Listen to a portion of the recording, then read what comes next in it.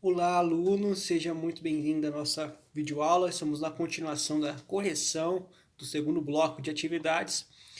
E agora vamos analisar um pouquinho sobre o trabalho de um escritor brasileiro muito importante por todo o seu legado literário que ele deixou para nós, que é o Carlos Drummond de Andrade. Você já ouviu falar sobre esse nome? Carlos Drummond de Andrade? Vamos projetar um textinho dele aqui.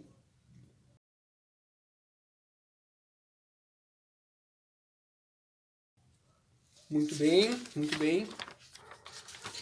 Após esse texto de apresentação, a atividade nos traz 4 questões. E essas questões não são perguntas, na verdade são perguntas de pesquisa. Então, ela retira 4 palavras do texto, então são palavras que estão até sublinhadas no texto, se você for ver, ela está sublinhado. E essas 4 palavras, a atividade é a seguinte: para que você pesquise o que significam essas palavras, ok? Lembrando que você pode usar o seu dicionário, você pode usar também toda a internet, você pode perguntar para alguém, você pode consultar um outro livro, ok? Não tem problema. O importante é você pesquisar. Você ser um pesquisador, um aluno pesquisador, você ir atrás da informação que é pedida, até que isso se torne um hábito na sua vida de estudante. Até que aqui é pedido para você pesquisar. Por quê? No intuito de você se tornar um pesquisador. No intuito, quando você não souber uma palavra, você vai pesquisar dicionário, internet, e é pesquisando que se descobre novas coisas, novas conexões, novas palavras, você vai pesquisando, vai descobrindo coisa nova, e assim por diante. Ó, vamos lá? Primeira palavra aqui é cronista. Carlos Drummond, ele era um cronista. O que é cronista? O que você colocou aí? Ou se você não colocou, dá um pause aí e vai procurar cronista. Aí depois você volta para cá e a gente compara as informações. Beleza? Vamos lá. Cronista. Ó, eu coloquei a seguinte definição, vou ler aqui para vocês. Cronista. A crônica é um gênero textual narrativo típico de jornais e revistas. E em seus temas, em geral, são ligados à vida cotidiana urbana. Os bons cronistas são aqueles que conseguem perceber no dia a dia coisas que ninguém consegue perceber. Ele tem impressões da realidade. Então, ele pode fazer uma crônica do ônibus. E nessa crônica do ônibus é o seguinte: ele vai. Todo mundo pega ônibus. O ônibus é um lugar comum, certo? Para algumas pessoas. E o cronista ele consegue estar nesse ônibus e olhar o que ninguém olha. Cronistas, eles, né, como eu acabei de ler para vocês, eles geralmente são publicados em jornais, em revistas, são textos curtos, certo? E ele traz algumas impressões da vida comum. Não é nada extraordinário, não é nada assim tão grande, são coisas da vida comum.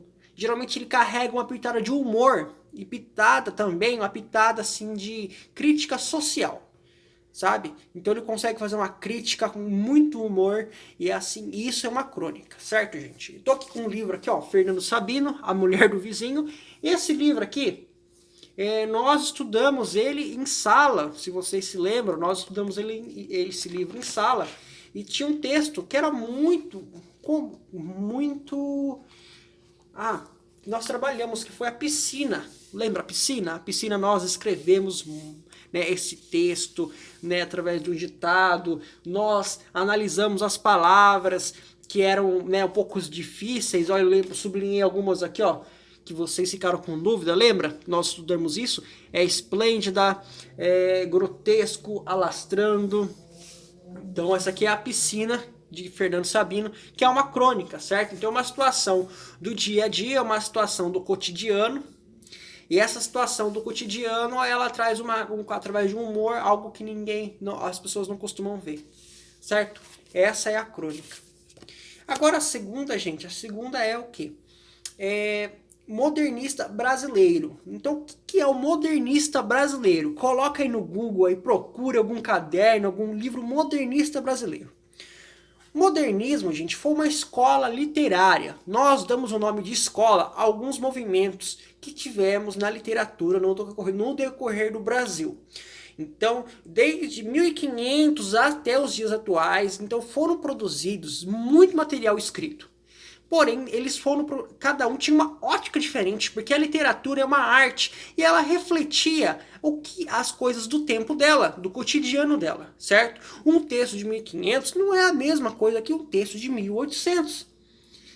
Eles são textos brasileiros, eles falam sobre o Brasil, mas o Brasil estava diferente, as pessoas também eram diferentes. Então foi necessário classificar os textos de acordo com as épocas e de acordo com o estilo que elas escreviam. O modernismo, por exemplo, ele é bem recente, ele é uma escola literária, ou seja, ele é um estilo de escrever de uma determinada época do século XX. Ou seja, lá por 1900, mais ou menos. 1922, com a Semana da Arte Moderna, que é quando começa, em 1922, esse movimento de modernismo, ele fala não somente da literatura, mas também das artes visuais, ou seja, dos quadros. Então ali nós temos Tarsila do Amaral, nós temos Oswald de Andrade, nós temos grandes nomes brasileiros desse tempo, ok? Assim como Carlos Drummond também. Então, esse é o modernista brasileiro, significa que ele pertenceu a essa época. Ele escrevia nesse estilo literário, ok? Complexo? Parece, mas não é não. Depois que você vai estudando, você vai vendo, vai fazendo conexões na sua cabeça, vai fazendo conexões e vai ficar bem claro. Quando vocês forem para o ensino médio, vocês vão ter aula de literatura. Aí a aula de português ela vai ter uma ramificação, vai ter a gramática, a redação e a literatura. A literatura vocês vão estudar todas essas expressões literárias, as escolas literárias, não se preocupe. Então eu sei que você vai para o ensino médio e vai sim, continue seus estudos, não deixe de estudar, sabe? Não deixe de estudar mesmo. Quanto mais você estuda, mais fácil fica. Quanto mais você para, mais difícil fica. Quanto mais você deixa, você vai esquecendo as coisas. Mas quanto mais você vai atrás, não, deu pandemia, vou continuar estudando, eu vou para frente, né? Eu não vou desistir. Ah, eu tô com dificuldade. Vou perguntar pro professor, vou para cima, não vou, porque vai ficar mais fácil, mais fácil. Vai acabando o ciclo, oitavo, nono, primeiro, segundo, terceiro, você se forma, vai ter ensino médio completo e pode ir para faculdade também. Certo? Então você pode alcançar seus sonhos, mas não deixe. Quanto mais você deixa, mais difícil fica. Ok? Quanto mais você avança, mais fácil vai ficar. Próxima é escritor canônico. Então, escritor nós sabemos o que é, né? Escritor é aquele que escreve, certo? Então ele escrevia, certo? Só que tem essa palavra canônico. A palavra canônico, né, não é de cão, não é de cachorro não, tá? De cão, né, canônico, não é isso não. A palavra canônico, ela vem no sentido de clássico. Quando fala, essa obra é canônica, ela é uma obra clássica. O que é uma obra clássica? Ou uma obra canônica? Eu vou ler aqui uma definição. É um conjunto de obras valorizadas, consideradas geniais, que permanecem com o tempo. Então, para uma obra ser clássica, tem vários itens, várias considerações para que ela se torne uma obra clássica. Porém, um fator principal para uma obra ser clássica é ela permanecer no tempo. O tempo passa e ela continua sendo um grande exponencial. Ou seja, ela continua sendo um texto muito bem feito. Ela continua sendo um texto muito bem escrito, certo?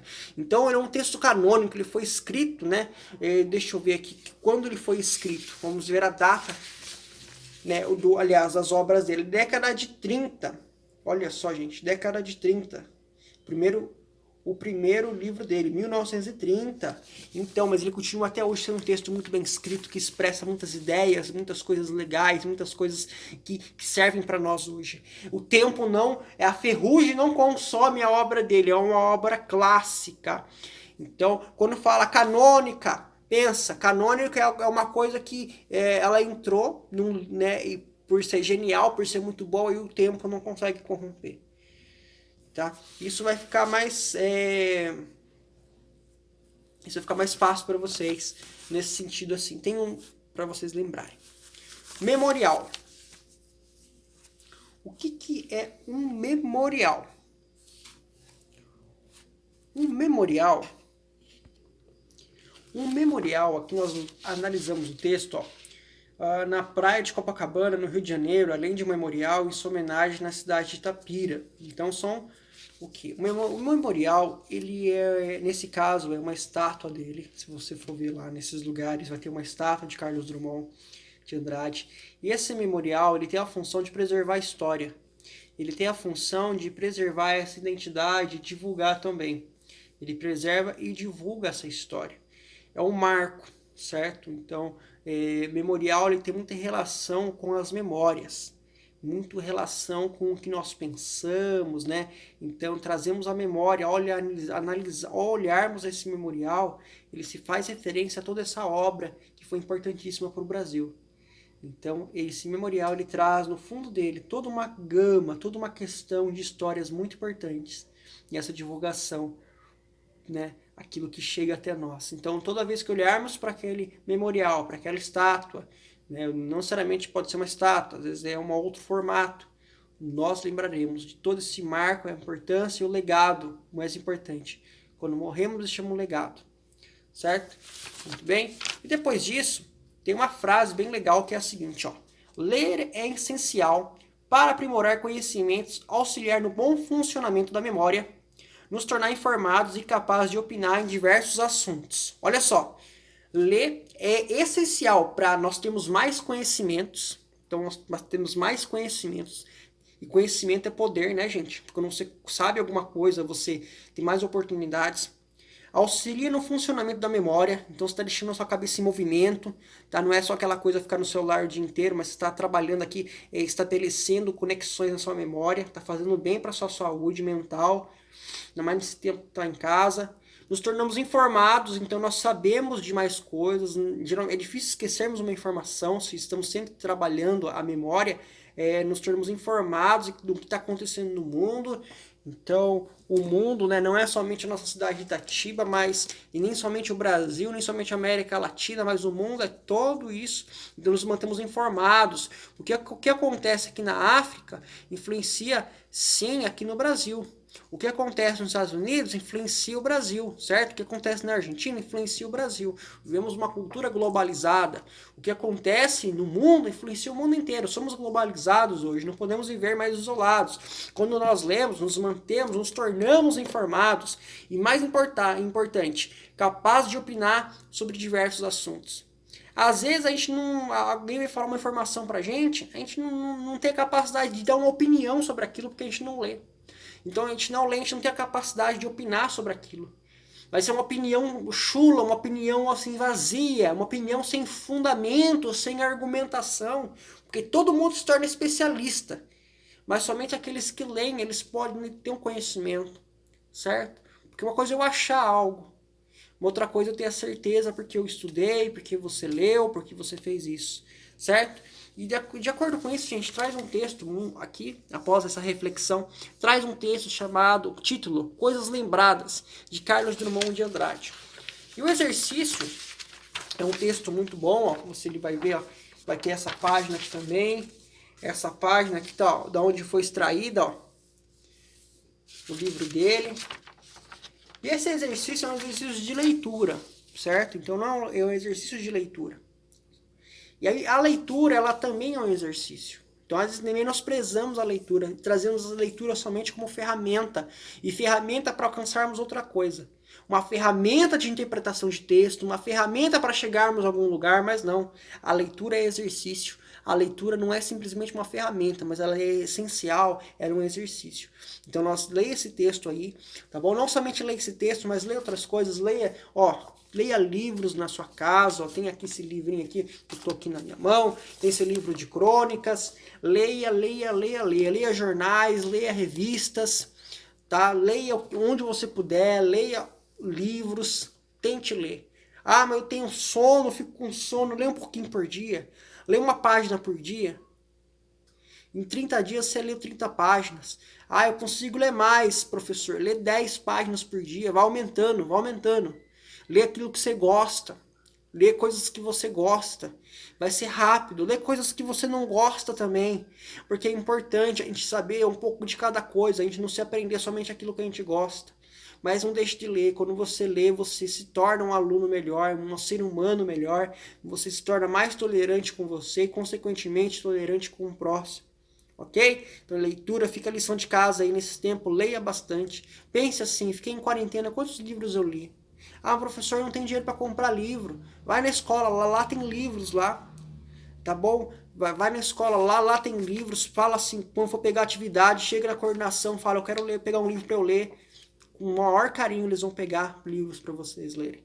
Esse não é a dificuldade, não é o problema. A escola está ali com uma mão amiga para te ajudar, para poder proporcionar um bom desempenho sobre a sua vida.